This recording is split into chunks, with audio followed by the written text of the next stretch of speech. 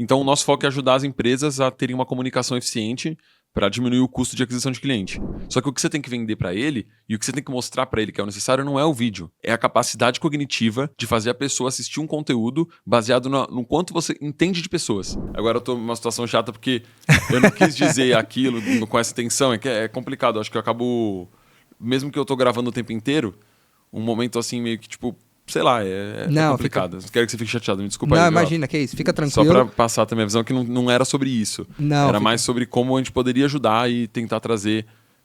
É a realidade, entendeu? Sim. Não, fica tranquilo.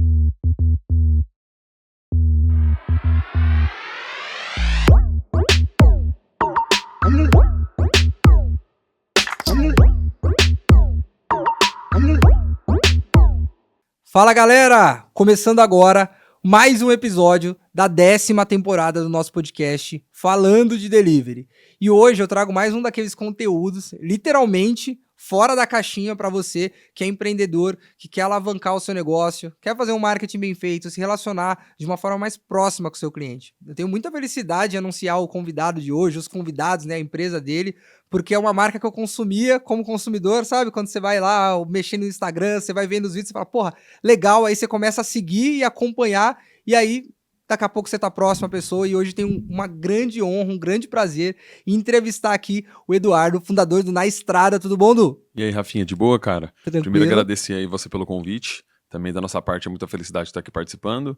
Eu ouvi as coisas que você falou, de que consumia, acho que sempre foi nosso propósito fazer conteúdo porque as pessoas consumissem e conseguissem aprender de alguma maneira, sempre um consumo consciente, né? E é isso, tô feliz de estar aqui, obrigado pelo convite. Valeu, é um prazer pra mim, eu acho que eu já assisti 2 mentorias suas, foi uma baita entrega pra mim, aprendi bastante ali, eu acho que compartilhar isso com a nossa audiência é muito rico.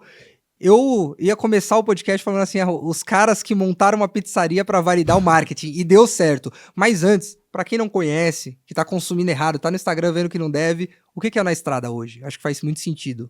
Cara, acho que assim, o Na Estrada ele nasceu como uma produtora audiovisual, o foco era criar conteúdo e como a gente veio muito na verdade a gente nasceu antes, mas ficou conhecido no momento pandêmico, assim, então o momento que a gente chegou, as pessoas ainda não criavam conteúdo pra internet com um tom de vender, assim, era muito mais recreativo e relacionamento. E foi um momento de muita mudança, né? A internet acho que mudou, principalmente na parte da pandemia, mudou muito o jeito que a gente consumia conteúdo. Então ali os podcasts ficaram mais fortes, ali a comunicação ficou um pouco mais próxima. Então o nosso foco é ajudar as empresas a terem uma comunicação eficiente para diminuir o custo de aquisição de cliente. Então, objetivamente é isso, tecnicamente é isso, mas também ajudar as pessoas que têm vontade de mostrar o seu trabalho para o mundo e mudar o mundo de alguma maneira, conseguirem isso através da audiência. Então Legal. é bem isso que a gente faz. Legal. Hoje, quantos seguidores em média vocês estão no Instagram? Cara, no Instagram é 700 mil, no TikTok uns 600 mil e no YouTube 180. Cara, então você tem que somar tudo e chega a quase 1 milhão aí já. Sim, não, com certeza. E vídeos, vocês têm vários vídeos viralizados na internet, né? Com alguns milhões. Qual foi o vídeo que mais viralizou, assim? Quantos milhões vocês chegaram? Acho que o que mais teve visualização acho que foi um vídeo de 10 milhões. Que a gente colava um convite dourado no mercado e a pessoa que encontrava o convite podia comprar o que ela quisesse no mercado em 30 segundos. Então acho que foi o que mais viralizou, mas nem sempre só viralizar importa, né? Tem outras vertentes também, acho que os conteúdos que impactaram mais pessoas não foram só esses, mas, por exemplo, da pizzaria, que deu mais ou menos umas 3 milhões de visualizações, a gente é muito mais reconhecido nos lugares que a gente vai por conta do vídeo da pizzaria do que por conta desse que deu 10 milhões de visualizações. Assim. Boa, e já fica aí o primeiro insight, a gente nem começou, que não adianta só viralizar, tem que cumprir o objetivo até o final.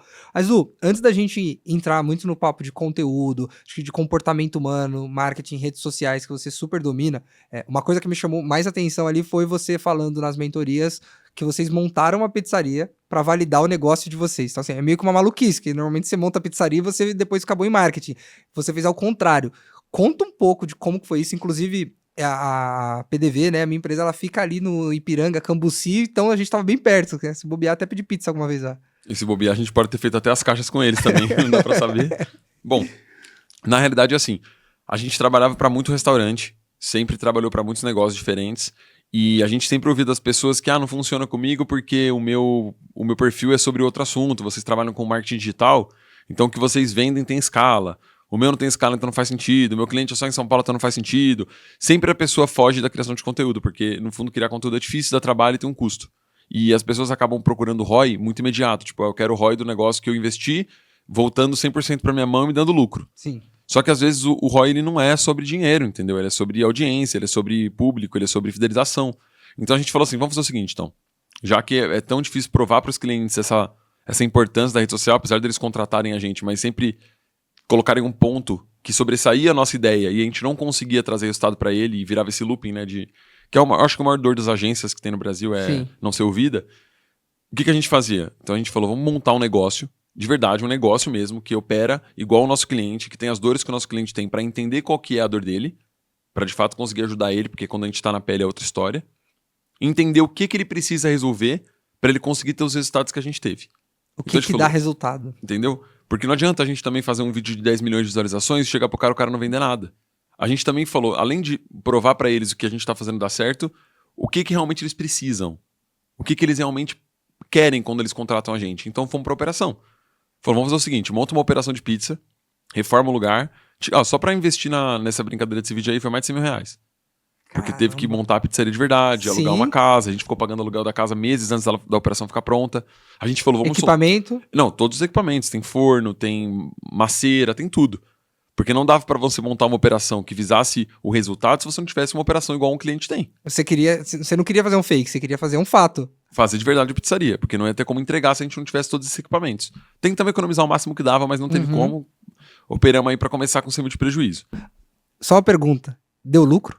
No fim das coisas, deu. Beleza, segue. Só que ainda assim é aquele lucro um pouco mais do que o ROI financeiro. Né? Porque o que a gente queria era montar a pizzaria, operacionalizar ela, fechar e voltar. A ideia era fazer isso por quê? Porque quando você fecha uma coisa, e uma coisa que tá em alta, gera aquele negócio da pessoa falar, pô, mano, fechou, não vou ter mais minha oportunidade. Que é quando você começa a pegar o gatilho da pessoa ali não é na novidade, né? Mas naquele negócio que pode acabar a qualquer momento. Né? Na escassez. Sim. Lembrei da palavra.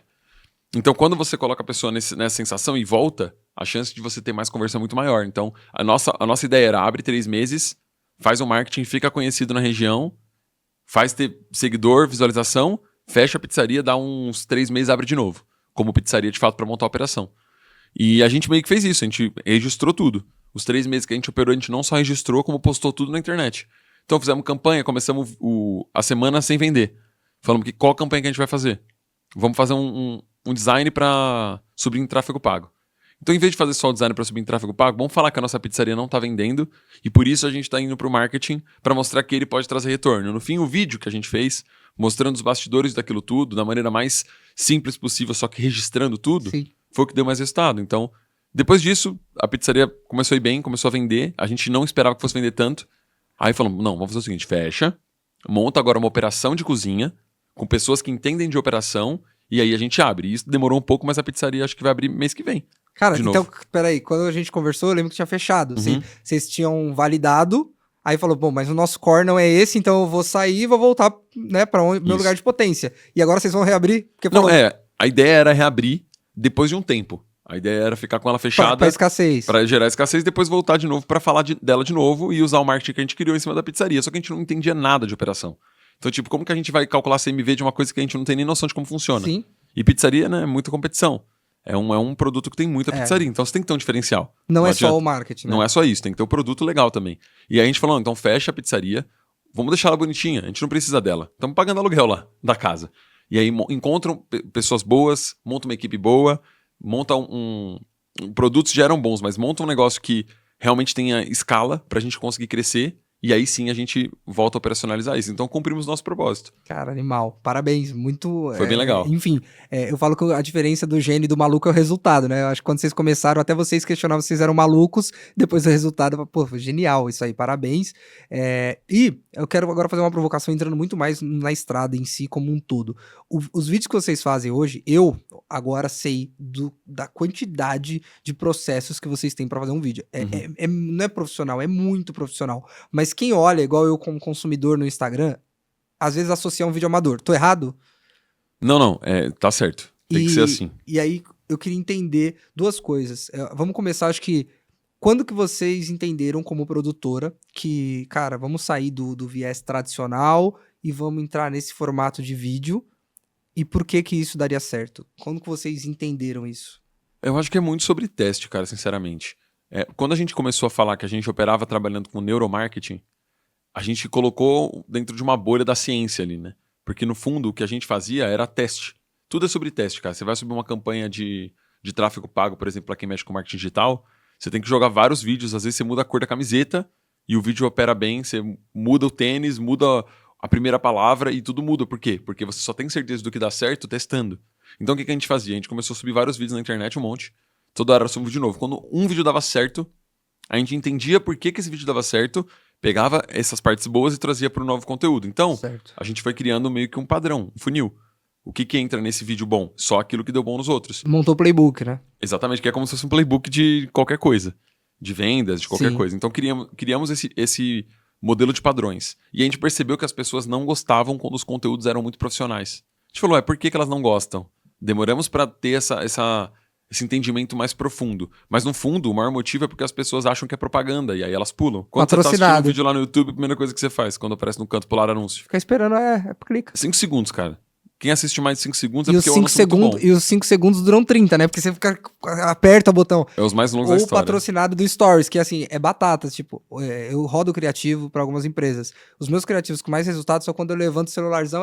O meu criativo, que eu tô paradinho, a luz, o cabelo tá impecável, cara, não tem resultado. E na minha visão, você vai poder dizer melhor, é porque a pessoa já andou 3 stories orgânicos, aí apareceu uma pessoa bonitinha falando, olhando pra câmera, cara, puf, é patrocinado.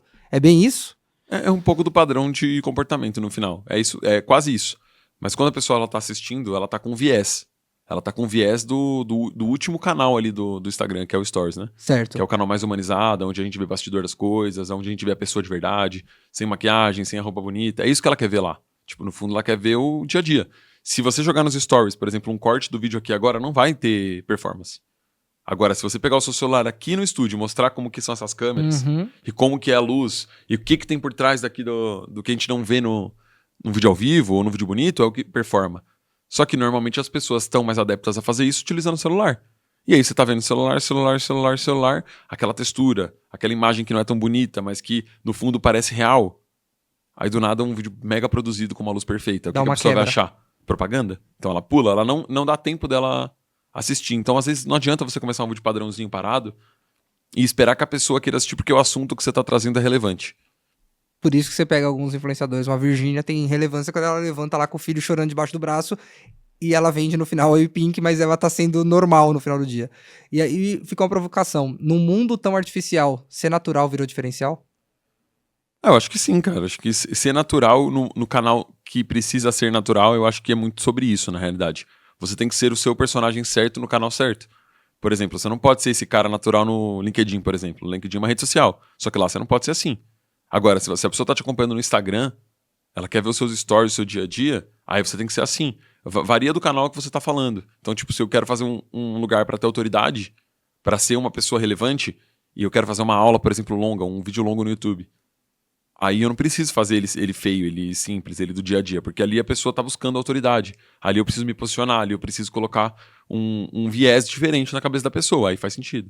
Legal. Você comentou que vocês trabalharam por muito tempo só com alimentação, né? Só com comida, com restaurante. No food. E eu vejo que vários vídeos que performaram para milhares de visualizações, milhões de visualizações, são desse nicho também. Vocês devem ter um playbook muito bem estruturado. Teve marcas grandes que vocês atenderam ao longo desse tempo, né? Você já citou iFood, você falou de BK também. Foi difícil convencer, e aí agora eu falo até pro pequeno empreendedor que às vezes tem resistência, essas marcas de que, cara, sai do padrão e deixa a gente criar pra você, confia no nosso trabalho, porque às vezes tinha uma agência no meio, algum diretor que, quando eu aprendi na faculdade há 10 anos atrás era assim, assim, assim. Como que é esse processo? E aí, isso é tanto curiosidade minha, mas também pra quem tá em casa, que às vezes contrata um profissional e não deixa o profissional trabalhar. Assim, eu acho que o dono da marca, ele precisa sim tá de olho no que tá acontecendo. Se não ele, algum responsável por um setor. Normalmente o cara que é o empreendedor, ele não consegue ter um cara responsável, um CMO, um profissional de marketing ali dentro pra operar isso pra ele. Então o que ele faz? Ele vai no perfeito, ele quer o perfeito. Então se o queijo não tá perfeito, não tá bom. Se o molho não tá perfeito, não tá bom. Então ele acaba ficando atento a detalhes que são completamente irrelevantes. Então eu acho que nesse caso, se você não entende do assunto, vale você operar de mãos juntas com a pessoa que entende. E ouvir ela, e avaliar, ser crítico. Pô, tem um chat GPT hoje, mas se você não conseguir colocar uma informação lá e pedir uma opinião de uma máquina que não tem viés, porra, não tem muito pra onde correr, entendeu? Você tá completamente desatualizado. Então, você precisa entender que o profissional pode ser bom, mas sua marca tem que estar com o seu olhar, mas você precisa acreditar. As marcas grandes, que são grandes, não são grandes à toa, né?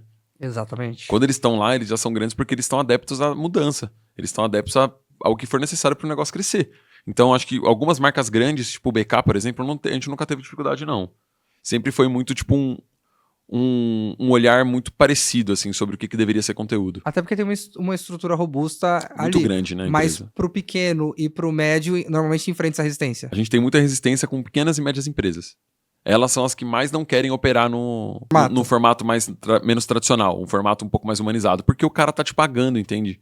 Quando sai do bolso dele, tipo, 15 mil por mês, que era o nosso ticket médio antes, pra fazer 4 vídeos, o cara quer 4 vídeos de cinema, irmão. Eles não querem um vídeo simples. Porque ele pode fazer, na cabeça dele, aí eu posso fazer. Só que o que você tem que vender pra ele, e o que você tem que mostrar pra ele que é o necessário, não é o vídeo. É a capacidade cognitiva de fazer a pessoa assistir um conteúdo baseado no quanto você entende de pessoas. Então, se eu começar um vídeo agora, por exemplo, filmando a latinha de coca, é uma coisa. Se eu começar um vídeo filmando você, é uma coisa. Se eu começar um vídeo falando uma coisa, por exemplo, errada, uma palavra errada, e pedindo a opinião do público dentro de um stories, falando, galera, ó, tô aqui nesse evento, tô fazendo um podcast hoje, você coloca um texto lá com uma letra errada. O que vai acontecer nesse momento? Todo mundo vai olhar e falar, porra, eu preciso corrigir esse cara. Primeira interação, o cara comentou. Segunda interação, o cara olhou e o olhar dele não pareceu que ele estava fazendo uma cena perfeita. Era uma cena meio que de bastidores ali de alguma coisa. Opa, o que vai aparecer? Então você tem que entender que o seu cliente, depende do canal que ele está entrando, ele quer ver isso, entendeu? E aí quando o cara consegue entender isso, ele deixa o profissional trabalhar. Mas tem muito esse carinho por conta do investimento, né, mano? Sim, é do investimento. E da marca, né? É o filho, então... Exatamente. Porra, vou deixar fazer um negócio. Mas isso, cara, isso rola muito, né? Quando a pessoa troca G por J. Aí, porra, quero escrever. Às vezes até pra ajudar, não pra criticar, mas no final do dia isso beneficia o algoritmo. Você falou sobre neuromarketing. Uhum. Eu escutei pouquíssimas pessoas falando sobre isso. Quando que você entendeu, você falou dos testes, mas que você deveria se aprofundar nisso e desdobra um pouco desse termo também? Tá, eu acho que qualquer um que estuda qualquer área independente dela, ele busca uma maneira de se profissionalizar, principalmente aquele cara que é muito crítico, que é muito perfeccionista, que quer fazer um negócio assim perfeito. O que ele busca? Ele busca estudar o máximo possível sobre aquele tema que ele está operando. Só que chega um momento que você começa a perceber que não adianta saber mais sobre esse tema. Uhum. Não adianta eu estudar mais audiovisual, não adianta eu estudar mais iluminação. Porque no fim das contas, se a pessoa não assistiu o que eu tenho para entregar para ela, aquilo não vai servir para nada. A arte é feita para ser vista. Então o hambúrguer é feito para ser comido. Sim. Um milkshake é feito para ser tomado. Então as coisas são feitas para serem utilizadas. Quando elas não são utilizadas, elas não são. Então quando você coloca isso na tua cabeça, você entende que é algo que é feito para ser visto, não é visto, não adianta você estudar como deixar ele mais bonito. O que você tem que estudar é como ele pode ser visto, como você aumenta a visibilidade. E aí eu acho que qualquer pessoa que busca estudar mais, ela acaba entrando um pouco na área cerebral. O cara busca uma maneira de estudar como o cérebro opera para eu conseguir fazer o meu cliente ser feliz. Para o cliente não falar que não gostou. Para eu convencer meu cliente que aquilo é bom. Então você vai no jogo muito da comunicação, de ganhar o cara, de vender o projeto para ele. E no fundo a gente vende algo para alguém baseado nos neurotransmissores, cara. É isso. Eu convenço o cara porque o córtex pré-frontal dele ali ativou, ele ficou feliz, ele recebeu dopamina, pronto. Mudou. Então é muito profundo. Quando a gente fala de neuromarketing, a gente fala sobre o cérebro no final, não é sobre marketing só no fim das contas, mas é a mistura de como convencer alguém a vender uma ideia utilizando o viés mais poderoso da humanidade, que é o nosso cérebro. O viés cognitivo, como que a gente faz a pessoa planejar um pensamento, como que eu convenço ela sem eu precisar falar para ela que é bom. Eu mostro para ela os benefícios. Então acho que para entender um pouco sobre neuromarketing, vamos voltar para nossas raízes, assim. Se eu preciso tomar uma atitude da qual eu não sei exatamente qual vai ser, eu ainda estou pensativo, alguma coisa que vai fazer você tomar a decisão vai ser o quanto você enxerga valor naquilo, certo. Não é? Então, por exemplo, se eu tenho um produto que eu preciso agregar valor a ele para ele ser melhor e as pessoas quererem comprar, eu estou mexendo com a cabeça da pessoa e fazendo ela ver valor em algo que às vezes ela não estava vendo. Então vai muito pro dia a dia, entende? E quando você quer fazer as pessoas tomarem a decisão que você quer, você precisa estudar como que funciona o cérebro delas. Então, o neuromarketing é como estudar a neurociência, só que focada em um aspecto. Então acho que tipo a pós que quase todo mundo quer fazer. É um estudo muito focado em entender o cérebro humano. Acho que é isso. Pra conseguir, legal, pra conseguir... E eu acho que você vai muito além do marketing, né? Eu acho que o neuro é o principal protagonista, porque aí você usa isso em gestão de pessoas, liderança... Qualquer coisa. Qualquer coisa, porque você entendeu no final do dia o comportamento humano. Então, quem vende alguma coisa, vende para outra pessoa e entender daquela pessoa, acho que é o principal. Muito legal. Eu escutei você falando também sobre a questão das cores das camisetas. Isso gera um impacto muito grande, não só da camiseta, né? Eu peguei o exemplo da camiseta, mas camiseta, a cor das coisas que vão estar no cenário, essa psicologia das cores nos vídeos, você entende que também gera um impacto grande? Vocês fazem um estudo sobre isso? Cara, a gente usa alguns softwares que o neuromarketing acaba utilizando para que as teorias sejam validadas, que a gente chama de PNT, que é um teste de capacidade neural para entender basicamente onde a pessoa está olhando, o que... Eu posso até te mostrar depois, acho que fica legal. Legal. Onde a pessoa está olhando naquele vídeo, qual o momento de retenção maior do olhar, quais são as expressões que fazem com que as pessoas que estão assistindo consigam ter identificação. Se esse é um momento onde tem mais retenção do usuário, por que eu estou jogando isso pro fim do vídeo? Então isso deveria ser o começo do vídeo, para reter o usuário. Aí depois que a gente retém, como que eu faço para fazer o cara ficar? Porque uma coisa é você chamar a atenção, outra coisa é você reter o cara por longo prazo, que já é difícil. Então eu preciso ficar sempre prometendo algo que no fim ele pode receber.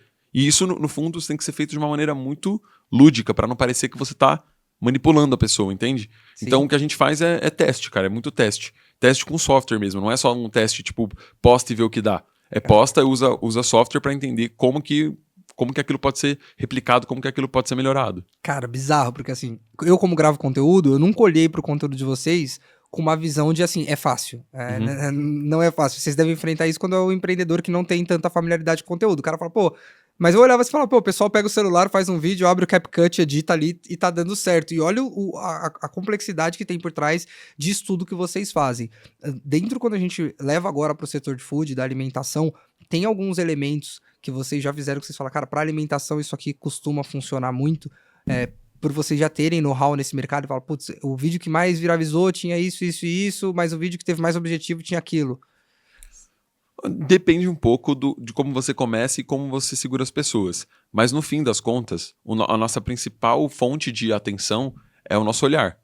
Então a primeira coisa que ativa quando você está assistindo um vídeo não é o som, é o que você vê, porque é o nosso primeiro contato com alguma coisa. Mesmo que isso seja rápido ou devagar, mesmo que isso seja só um flash, o que costuma prender a nossa atenção é o que desperta curiosidade e o que gera desejo. Então, muitas coisas que acabam retendo muito usuário que a gente percebeu são vídeos dos quais você não entende muito bem o que você está vendo. Então, não sei se você conhece o Point do Gordão. Sim. Quando ele começa aquele vídeo dele com aquele milanesa gigante, aí ele vem com um outro prato enorme de queijo, joga por cima da carne, aquilo você não consegue entender o que é. E você quer saber o que é. E você acaba ficando retido porque você fala, nossa, é o tamanho da mão comparado ao bife. Será que o bife é desse tamanho mesmo? Quanto que custa isso? Aí você vai ler na descrição. Será que vale a pena ir com a minha família? E aí quando você vê, você já tá planejando ir, entendeu? Então é muito semântico. Você acaba olhando, analisando, e aí depois você se preocupa com o áudio. Nessa hora você nem tá procurando entender o que tá acontecendo no contexto geral, você só tá tentando entender o que sua visão está te mostrando. Se aquilo é de fato um bife normal ou um bife muito grande. E, por exemplo, a gente pode pegar outros exemplos que ajudam bastante a gente a entender esse fenômeno. Não sei se você conhece o Cédric Grolet. Sim. Que ele é um confeiteiro francês, assim, bizarro. E o que ele faz para as pessoas ficarem retidas no vídeo? Ele coloca grande escala de produtos. Então, eu vou gravar um chocolate, por exemplo, um chocolate branco. E é um doce de chocolate branco, só que ele é feito para imitar o maracujá, que é o que ele faz aquelas frutas iguais. Atrás dele, tipo, é uma pessoa atrás com 250 quilos de maracujá. Que é pra você falar, cara, que maluquice. Que maluquice é essa? Eu preciso entender o que tá acontecendo. Só que como o vídeo é prazeroso, que a gente fala de comida, que o food mexe muito com o nosso subconsciente. Eu acho que 80% do dia a gente tá com fome. Sim. E se a gente não tá, quando a gente vê uma coisa que é apetitosa e a gente gera o desejo, a gente fica. Tudo aciona a fome, né? A ansiedade aciona a fome, a raiva aciona a fome. É o primeiro sentido. É o sentido da sobrevivência. Tipo, sem comida, sem sobrevivência. Sim. Então, quando você é estimulado, a maioria das pessoas tende a ir pro lado da comida, porque é um prazer, né? Você come, você sente prazer. Então, você ativa alguma coisa que te deixou angustiado. O ruim é quando você transforma isso numa dependência, né? Sim. Mas isso é outra coisa. Só Mas que é a base da pirâmide, né? No fim é alimentação, visão e descanso. É a base da pirâmide ali. Cara, animal. Você falou sobre as outras plataformas. Eu acompanho muito vocês no Instagram. Vocês têm um resultado muito bom no TikTok também, pelo que você falou. Muda muito de plataforma para plataforma, para as pessoas que querem replicar ou não? Cara, dá para replicar, não vai ficar 100%, mas vai. Tipo, você diz replicar o conteúdo, né? O conteúdo que tá no Instagram eu pego e replico no TikTok. Tipo, o cara fez lá um videozinho, fez a edição às vezes, pô, o certo era contratar na estrada, mas fez a edição às vezes no CapCut lá, no Instagram deu bom. Se esse cara replica o vídeo no TikTok, tem chance de ir ou, cara, não é, são jogos diferentes? Dá pra fazer uma analogia. Se você tiver um carro que ele não é flex e você colocar metade de gasolina e metade de álcool, ele anda, não anda? Ele anda. Vai dar. Se você mandar um Vai dar combustível adulterado, ele anda, mas não é o melhor desempenho. Ele não vai ter o melhor Isso. desempenho. Tipo, combustível com 30% de Entendi. álcool já é o normal do Brasil, né? Se você colocar um combustível adulterado no carro, ele já anda com dificuldade, mas anda. Então, eu acho que funciona. Dá pra você fazer, mas não é o mais eficiente. O Porque ideal as é pessoas colocar não... álcool em álcool e... Porque as pessoas são diferentes ali nas plataformas. Quem tá no TikTok tem uma faixa etária diferente, tem um gosto diferente, já entendeu como funciona a plataforma, e a gente percebia isso quando a gente subia os conteúdos. Porque nem todo conteúdo que viralizava no Instagram viralizava no TikTok. Entendi. Então, o ideal mesmo é pensar em cada... Porque aí você não tá pensando na plataforma, você tá pensando no público que tá na plataforma. Porque não são as mesmas pessoas. Se você colocar em tese que a pessoa que tá usando mais o TikTok, normalmente ela não tá usando muito o Instagram, significa que ela está modelada de forma diferente. Se eu ficar, por exemplo, todo dia comendo maçã, uma hora eu vou enjoar de maçã. Só que eu sei mais ou menos o gosto, eu sei mais ou menos o cheiro. Então, quando eu vejo uma maçã, eu já, não quero maçã. Quando você tá indo pro TikTok porque você não quer assistir conteúdo do Instagram, se aparecer um conteúdo que é igual ao do Instagram, provavelmente você também não vai querer ver. Porque se você quiser, você tava no Instagram. Você tava no Instagram. Salvo as exceções, tem algumas coisas que funcionam pra todo mundo, principalmente quando mexe com emoção. Tá? Isso acaba sendo um fator determinante quando a gente traz a história de um empreendedor que tava quebrando, e aí ele tenta mudar a vida dele, e aí a gente consegue ajudar ele de alguma maneira, e depois ele se dá bem. Isso acaba pegando todo mundo porque está dentro de um storytelling. Então, Legal. storytelling pega todo mundo. Só que no fim das contas, o conteúdo para TikTok é diferente. A audiência que tá no TikTok é Gen Z, assim. Tem que entender como eles operam. Eles não funcionam igual a outras gerações. Quando a gente solta um conteúdo lá dentro que é mais polêmico, acaba funcionando melhor. Quando a gente solta um conteúdo que é mais storytelling, acaba funcionando melhor. Agora, por exemplo, um conteúdo de desafio já funciona melhor no YouTube, por exemplo. Legal. Tá, faz sentido. Outro ponto, e aí eu não vou falar sobre plataformas, mas sobre formatos. Uma coisa que é muito falada, e eu acho que ficou um pouco até batido já, é as pessoas acharem que um restaurante, e vocês acho que são a prova que isso não é verdade, um restaurante ele só traciona através do food porn. O que vocês fazem não é food porn. Não. E traciona restaurante. Funciona. Um restaurante pequeno, o cara que tá começando, ele consegue fazer um vídeo minimamente parecido com o de vocês em casa? Cara, vamos tentar trazer um outro panorama, tá? Pra não mentir também, porque não. Ele não consegue fazer um vídeo igual. Ele consegue ter resultados bons, talvez até maiores. Mas fazer um vídeo igual não, porque a gente tem um cerne de produtor audiovisual, cara. Então, assim, pra fazer igual, você vai ter que lutar muito e entender tudo que a gente entendeu, ter estudado o que a gente estudou. São coisas diferentes. Eu acho diferente. Mas você consegue ter resultados tão bons quantos se você entender como funcionam as pessoas que estão assistindo. Vou dar um exemplo. Tem uma pastelaria de uma menina que ela faz umas sketches. Depois seria legal deixar aqui, eu vou ver se eu acho Beleza, pra a gente colocar. deixa. O que ela faz? Ela faz uma sketch falando como que ela foi tratada pelo cliente. Ela tava num dia ruim, aí é meio tipo The Office, assim, sabe? E aí eles gravam ela, depois grava outra pessoa entrevistando e falando, não, cara, eu acho que a Sueli não era pra ela estar assim triste hoje, o cliente tratou ela mal e ela ficou de boa, o que aconteceu? Então eles contam toda uma história em volta de um dia a dia tradicional de uma pastelaria e as pessoas, elas se apegam nesse detalhe porque a vida delas é assim, quando elas vão na pastelaria, elas tratam a pessoa mal às vezes, então trazer um pouco do dia a dia nas pessoas não é tão difícil. O vídeo é simples. O vídeo é um celular e um microfone. Gera conexão, empatia e N coisas. E outra coisa que eu acho que vocês exploram super bem é a questão da polêmica. Uhum. Como que você enxerga isso? Como que você lida com a polêmica? Tem gente que gosta, tem gente que não gosta. Uma veia de marketing, é uma veia de atração ali. Eu acho que polêmica é máquina de atenção, né?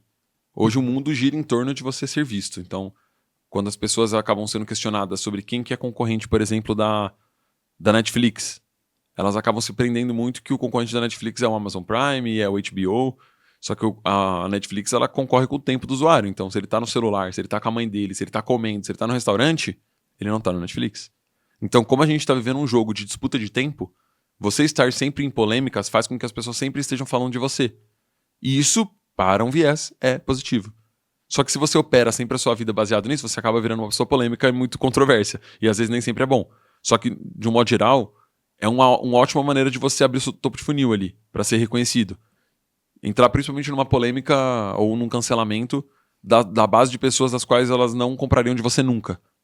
Entende? Tipo, se você for cancelado, vamos supor que você vende carne e você é cancelado por veganos, tipo, no fim das contas não faz muita diferença, porque ele não ia comprar de você.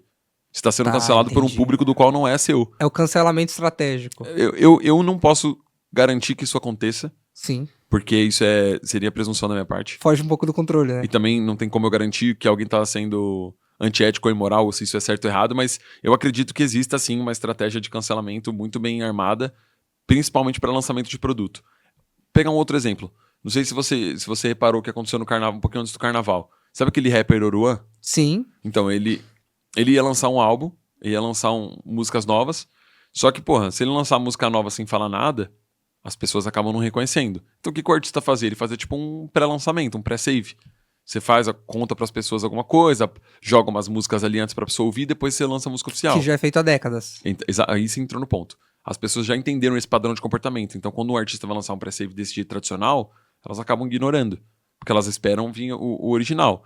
Então, como se criou uma nova tendência onde lançar um álbum de música, ou lançar uma linha de produto, ou lançar alguma coisa, é muito interessante quando o artista está sendo falado, ou ele tem atenção, o que o artista precisa fazer? Ele só precisa ser cancelado. Então, quando o cara vai lá e faz manobras arriscadas e fala que foi preso, por exemplo, e a polícia leva ele, depois de 2 dias ele sai, isso vai aparecer em jornal, isso você alimenta a mídia, só que no fundo o que tá aparecendo lá? O nome do artista. E no contexto da música que ele lançou, porque parece que ele lançou a música falando sobre liberdade, tá fora da cadeia. E aí o que faz com a pessoa? Além dela tá na mídia, aquilo impacta a vida da pessoa de uma maneira diferente. Eu achava que, sinceramente, todo mundo percebia tudo. Acho que por estar muito inserido dentro do mercado do marketing, eu achava que todo mundo entendia tudo que acontecia. Eu ficava, nossa, mas é óbvio isso aqui, como que a pessoa não percebe? Só que aí eu falava com alguém, a pessoa falava, o cara foi preso, o Oruan foi preso, vocês viram? Aí eu falei, peraí, tem uma grande parte da população que não entende essas ferramentas, elas não entenderam como funciona esse jogo. E Quem aí que mora comemorou, isso. quem cancelou ele é quem já cancelava. Entendeu? E quem não quem é consumidor do conteúdo do Achou som da hora. dele, e ainda ele saiu como herói por causa da música que ele fez. Exatamente. Então é o cancelamento meio que estratégico, igual você falou. Acaba funcionando. Boa. E como que vocês lidam hoje com isso? Quando vem, tipo, pô, marketing não é a qualquer custo. Chega esses comentários pra vocês. Chega. Que a gente faz tudo pra chamar atenção e qualquer coisa do tipo. Eu acho que marketing não é a qualquer custo, porque tem a sua marca e as pessoas precisam se alimentar. Se você tem um restaurante, elas precisam beber. Se você tem uma marca de drink, elas precisam consumir o seu produto. E consumir é desejo. É isso que é, consumir é desejo. Só que o que acontece? As marcas, normalmente, elas têm uma voz que representa os consumidores. É todo mundo que come no BK? Não é. Não é todo mundo que come no BK. É todo mundo que come no McDonald's? Não é todo mundo que come no McDonald's. Apesar de ser uma grande parte da população, com padrões muito repetidos, que acabam sendo grande parte da massa. Só que não é todo mundo. Por exemplo, o cara que ele quer uma vida mais saudável, ele não vai comer lá. Mas nem se o Mac lançar, por exemplo, um produto com proteína mais saudável, nem todos vão ainda lá. Porque vai muito sobre o que você acredita como marca, o que você acredita como negócio. Então, ou até como você acredita como vida. Entende? Tipo, se eu sou um cara fitness, por exemplo, eu não sou, né? Mas se eu sou esse cara que comunica sobre isso, eu não vou poder falar com o meu público, com as pessoas que eu gosto, ou com a minha família que apoia a minha causa, se eu tô lá comendo num lugar que não representa as minhas ideias. Então, se você entende qual que é a língua da tua marca, por exemplo, a Bate não fica, sabe, a Bate de latte? Ela não fica se enfiando em polêmica. Mas ela sabe gerar desejo.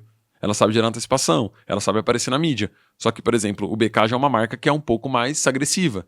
Então, pra ela é legal, porque o público dela aceita esse tipo de conteúdo, eles gostam, entende? Então é muito sobre isso, é você ter a voz certa da marca e comunicar com as pessoas desse jeito. Legal. E tem que ter.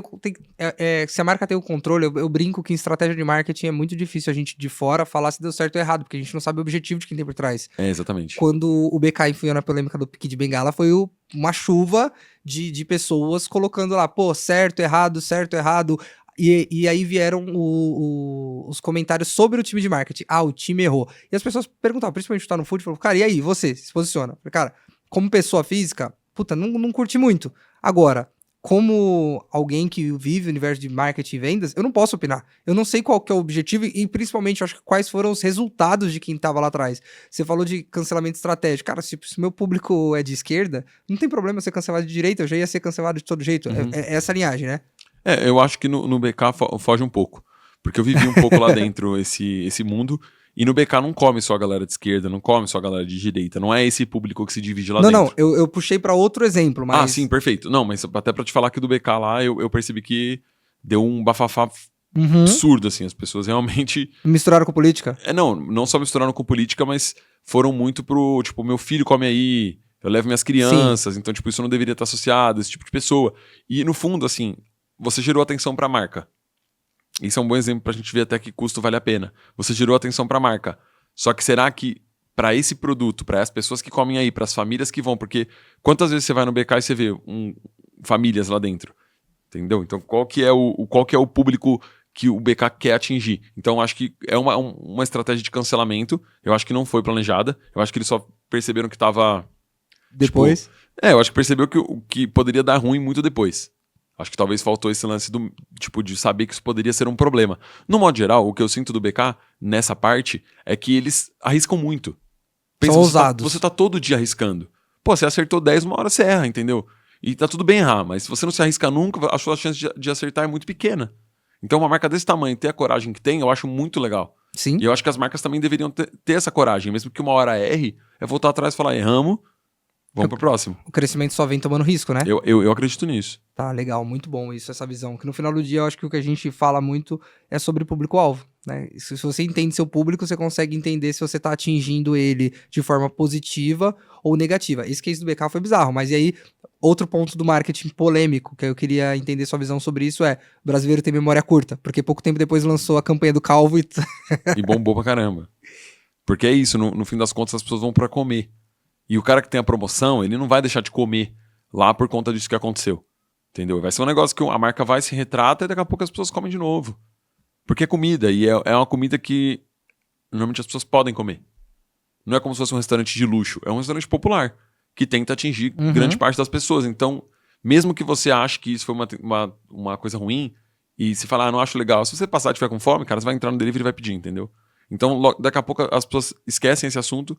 E eles vêm com uma campanha super legal, que essa do Calvo, que foi genial. Sim, a do Calvo teve advogado recentemente também. Entendeu? São estratégias que eles poderiam ser cancelados por isso. E se a galera que é calva começar a falar, pô, você é chato pra caramba, Estão me ridicularizando. estão me ridicularizando, é tipo muita exposição e tal. Mas não foi. Mas poderia ter sido. Então como que você vai garantir como vai ser a reação das pessoas? Tem que entender muito de pessoa no final do dia. Você curte esse papo de polêmica? Tipo, agora eu tô falando como pessoa física. Pô, eu gosto. Tipo, Marçal tomar cadeirada. Gosto, eu achei isso aí genial. Porque, querendo ou não, isso é o que constrói a narrativa, né? Da história. Eu vou estar lá, ele vai fazer uma palestra dia 15 com o Medina, que vai chamar... Eu não tô vendendo a palestra não, só tô contando. Não, pode vai lá, pô, imagina. Que é sobre filmmaker mobile, assim. Então, eu acho que a ascensão é filmmaker mobile. E eu vou estar lá pra ajudar eles a conseguir conduzir essa história de celular. E eu acho legal a estratégia que eles usam, porque... Essa cadeirada, por exemplo, mesmo que não tenha sido combinada, mesmo que eles não tenham feito assim, ó, você vai me dar cadeirada em tal momento, chegar nisso é uma maneira de você conduzir a plateia como se fosse um grande circo, entende? Tipo, tudo aquilo que acontece sempre foi um grande circo. A gente sabe disso. Sim. A gente Total. sabe que eles brigavam lá na frente e depois no fundo dos bastidores eles apertavam as mãos e eram amigos. Então, o que eu acho que aquilo ali foi só uma escancaração do que já acontece. E aquela cadeirada pra mim foi tipo o ápice assim do marketing no final. É, o quanto o cara é bom na narrativa, no storytelling e na estratégia. E depois como ele consegue modular. E aí a gente tinha até trocado uma ideia, mas você falou aqui sobre o estratégico. Eu já tinha pensado de algumas formas, mas eu nunca tinha olhado de... Pô, mas o público que vai cancelar já vai cancelar.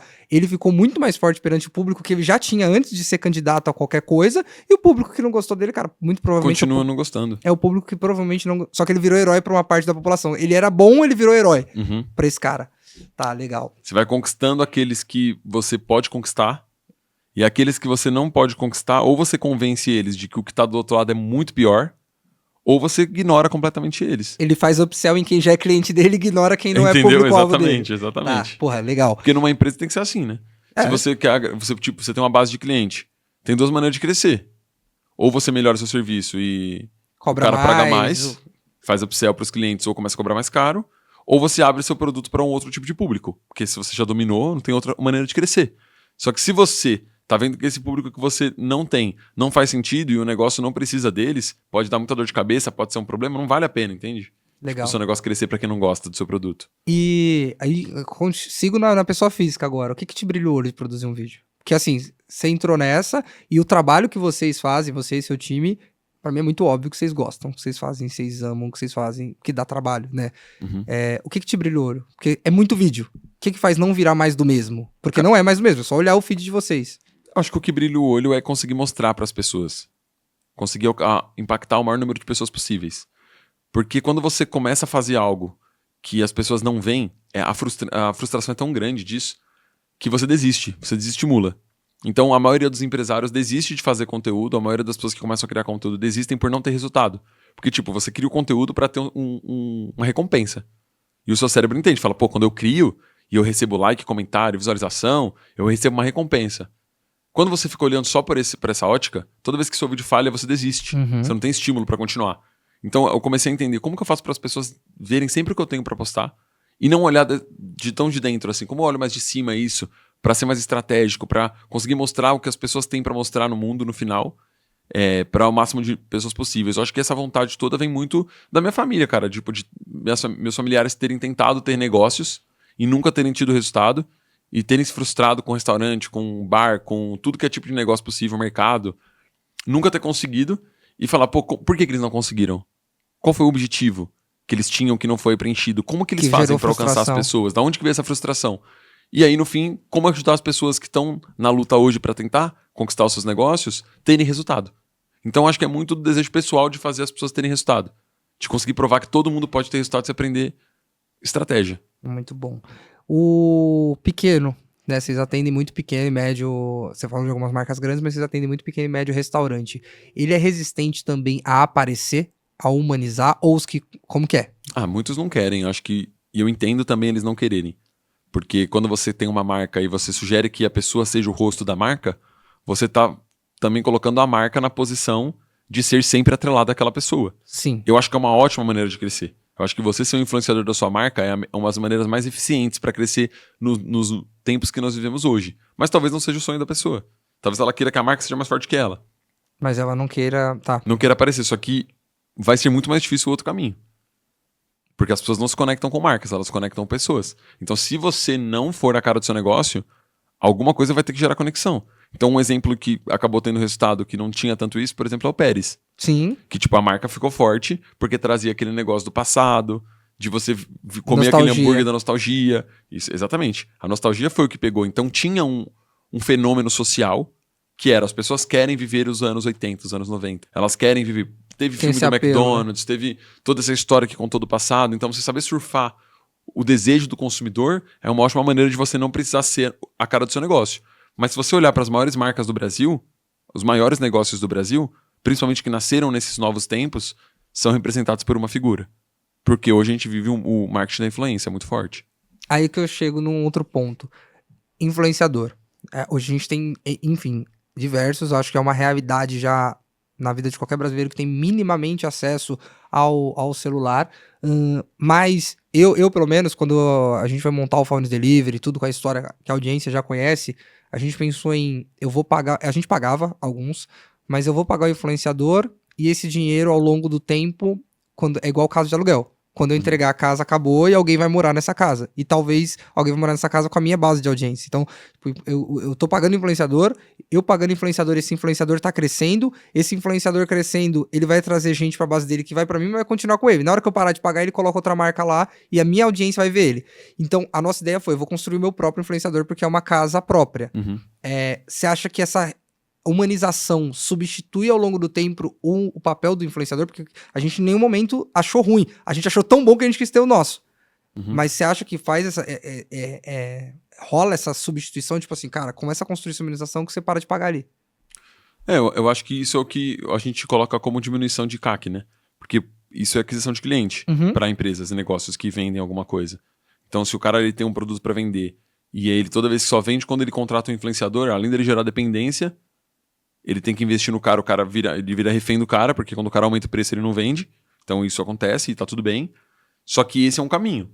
E se você aliar esse caminho a você ser o influenciador da sua marca, você consegue ser o criador de conteúdo e o seu custo para criar o conteúdo é muito mais barato do que pagar o influenciador. Se você tem uma câmera e criatividade, a única coisa que vai te custar é tempo. Tá. E pro pequeno, história triste, vende? Cara, vende às vezes, mas só isso não. Porque as pessoas querem, enfim, vamos supor que a gente tá falando de restaurante. No fim, as pessoas elas ficam engajadas na história, elas querem conhecer a história, mas elas querem ver, e aí, só acabou por aí? Porque se a pessoa não cresce, significa que ela não faz alguma coisa certa. Se o negócio dela não cresceu é porque alguma coisa ela não sabe fazer. O que que é? Eu vou lá no restaurante? Eu não vou gastar meu tempo lá. Então, é legal contar a história, mas ela precisa ser contada e aprimorada. Então, tá, minha história era triste, agora minha história é outro desafio. Tô com um desafio, tipo, eu quero comprar um ponto e eu não consigo.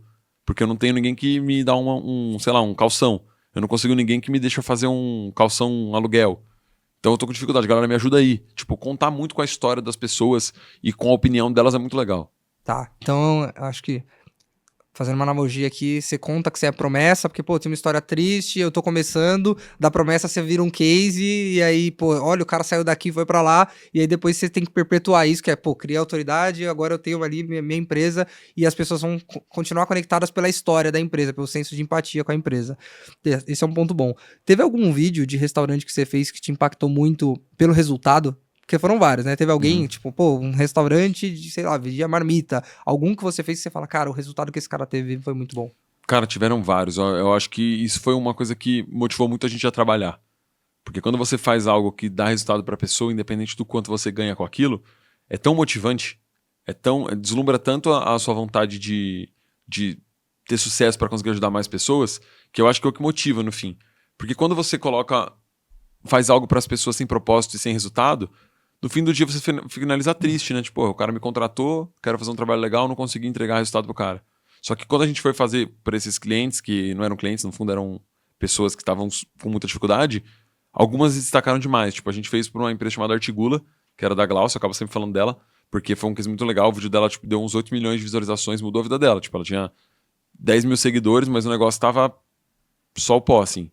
Ela tinha um lugar bonito, Sim. que ela tinha investido, mas era, tipo, sabe quando as suas últimas chances? É a tacada final, né? Ela tinha vendido carro, vendido casa, investido no negócio, falou, se não for agora, não vai mais. Ela contratou vocês. Não, a gente O fez de vocês de foi. graça. A gente foi porque ela preencheu o nosso formulário, várias pessoas preenchem o formulário pra receber ajuda e quando a gente consegue encontrar alguém, a gente vai ajudar. E a gente foi lá pra ajudar ela, fez o vídeo pra mostrar o negócio dela, tipo, ela ganhou 100 mil seguidores, cara. Foi tipo, de um dia pro outro. Tinha evento acontecendo lá dentro, e aí toda vez que eu vejo ela, ela vem falar, pô, vocês mudaram meu negócio completamente. E isso pra gente é o preço pago, entende? Essa é a valorização. Mudamos o negócio dela, criamos um case pro nosso negócio e ainda conseguimos vender essa história para outras pessoas para conseguir monetizar também. E ajudar pessoas a terem o resultado que a Glaucia teve. Então acho que isso é bem legal. A gente teve um outro caso também engraçado, que foi de um pessoal que tinha um brechó. E a gente foi lá, fez o vídeo, eles pegaram esse brechó, montaram um lugar maior, abriram um restaurante. Então, tipo, o negócio cresceu depois do vídeo. Então, se você sabe agarrar a oportunidade também, cara, pô, a audiência é tudo. Tá, legal, muito bom. Hoje vocês continuam com essa parada de se inscreve no Forms que a gente vai te ajudar? A gente ainda faz, mas isso é um problema principalmente para a parte da comunicação da marca, né? Porque a gente sempre foi visto com pessoas que ajudam. Então você acaba criando clientes que só querem ajuda. E a gente é uma empresa, cara. Se não der lucro, também não é empresa, entende? Então pra gente faz muito sentido, a gente quer ajudar, esse é propósito, não tem a ver com grana. Então por isso que a gente nunca ficou focando em monetizar esse tipo de vídeo. O oferecemos o comercial gratuito, era sempre uma maneira de ajudar. Então se a gente monetizava um patrocinador. Certo. A gente monetizava uma pessoa que fosse ajudar junto, e não, tipo, cobrar o cara pra contar uma história de mentira e fazer um teatro ali. Então era realmente a história da pessoa que a gente tava contando e por isso que deu tanto certo. Porque era realista, era verdadeiro. Então eu acho que isso funcionou muito. Mas a pergunta era qual mesmo? Era sobre... Eu não TDAH forte aqui. Não, normal. Normal. Era sobre impacto, então se teve alguma história que te impactou muito. E se vocês continuavam com o de graça, que você respondeu a pergunta no final. Então boa. Que não adianta, né? Ao longo do tempo vocês sofrem desafios de escala e tudo mais para conseguir produzir, por todo o processo complexo. Se alguém entrar em contato com vocês agora e falar assim, cara, quero produzir meu vídeo, porra, viu o que vocês estão fazendo, transformando aí os negócios, tem algum pré-requisito? Tipo, que você fala assim, cara, eu te atendo, o valor é X, mas também você precisa ter esses requisitos mínimos. Normalmente a gente, para contratação, a gente coloca uma base mais ali de faturamento também, cara, sinceramente. Pré-requisito a gente desenrola. Criatividade sobra. Se o cara falar assim, pô, eu quero dar certo. Se é o desejo dele, eu quero crescer meu negócio, é o seu desejo, vamos pra cima, vamos dar um jeito de resolver. Porque é o que a gente quer também. Gerar alcance pro cara, gerar engajamento, gerar público, pra no final ele pegar a operação dele que não tinha essa torneira ligada e conseguir fazer dar certo. Porque um restaurante que consegue atender 100 pessoas por dia, atende 10, é triste, porra. Sim. O cara tem capacidade pra atender 100, significa que ele tá tendo prejuízo no final das contas. Porque ele tem um monte de funcionário que conseguiria fazer mais e não faz. E aí a operação dele acaba não fazendo sentido. E aí ele acaba perdendo pessoas. E aí, nessa de perder pessoas, ele começa a transformar num negócio fraco. No dia que tem 100 pedidos que ele nunca tem, ele não tem operação para montar. Então, o que a gente quer fazer? Abrir a torneira do cara para chegar cliente. E ele se tornar uma marca forte. O resto, aí é com ele. Tá. Provocação. E aí, só o vídeo. Você já pegou cliente que acha que só o vídeo vende? Vamos trazer pro cenário do restaurante. Uhum. Cara, você abriu o iFood do cara, o cardápio do cara, não tinha foto boa, não tinha. E o cara queria que vocês fizessem milagre. Já aconteceu isso, do cara achar que contratar vocês ou produzir um vídeo, mesmo que fosse gratuito com vocês, era o segredo do faturamento? O que eles projetam muito é que o sucesso é rápido. Tipo, eu contrato uma empresa que cria conteúdo que vai me transformar numa marca forte e em um vídeo já vai acontecer isso. Não tem como isso acontecer em um vídeo. A construção de um personagem é longo prazo. Então, se a pessoa tem a paciência para o longo prazo, ela é a pessoa que vai ter resultado. Fala, galera! Não começamos o episódio de novo. Aconteceu o que nunca aconteceu nessas 10 temporadas de gravação. Acabou a luz, tá dando uma baita chuva, tá um caos aqui fora. São Paulo, essa época do ano, vocês sabem como é. Mas acho que vocês estão aprendendo muito ao longo desse episódio. E dando continuidade agora, chegando nos momentos finais. Cara, Edu, eu concordo muito com o que você falou sobre as pessoas estarem ansiosas, achando que o resultado ele vem do dia pra noite, que ele vem através de um post, através de um vídeo só. Mas não é isso que vai fazer alguém fazer um ótimo trabalho, né? Então são várias coisas. Tipo, se eu puxar falando de delivery, eu demorei muito pra entender que hoje eu, por exemplo, faço um ótimo trabalho, mas não é assim. Assim, eu acho que, na minha opinião, você não faz um ótimo trabalho ainda. Sabe, eu acho que você tá fazendo um bom trabalho. É que ainda falta. Eu acho que você consegue mostrar para as pessoas um pouco do seu trabalho, mas um ótimo trabalho ainda não. Tá, mas tipo, se você pegar. Você veio aqui? Não, assim, eu vim aqui porque eu achei que talvez o que eu tô te trazendo de informação pudesse agregar para você conseguir aí sim fazer um ótimo trabalho.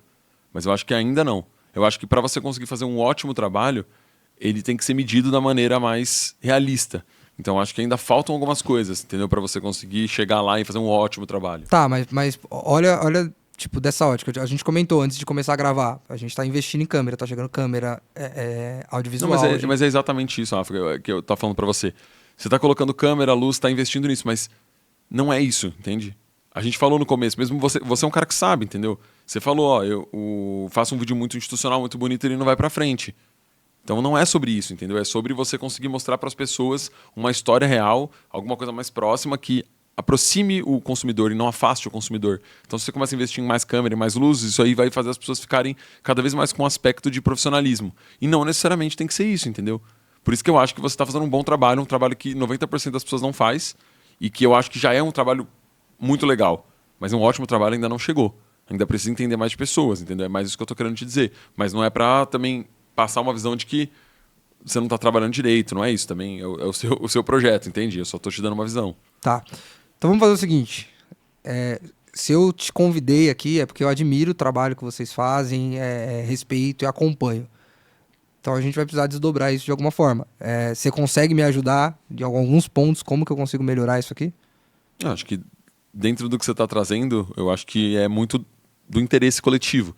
Então a gente também veio aqui porque a gente viu oportunidades aqui dentro, entendeu? Eu estou te passando essa visão agora no fim, mas porque eu acho que dá para melhorar, assim, entende? Só um ponto, só um ponto para não ficar zero climão. Uhum. Eu sou super democrático, então seja com parceiro, patrocinador, convidado, eu não tenho problema nenhum em escutar que eu preciso de melhoria, tá? Acho que isso é uma coisa que eu queria deixar alinhado para você falar.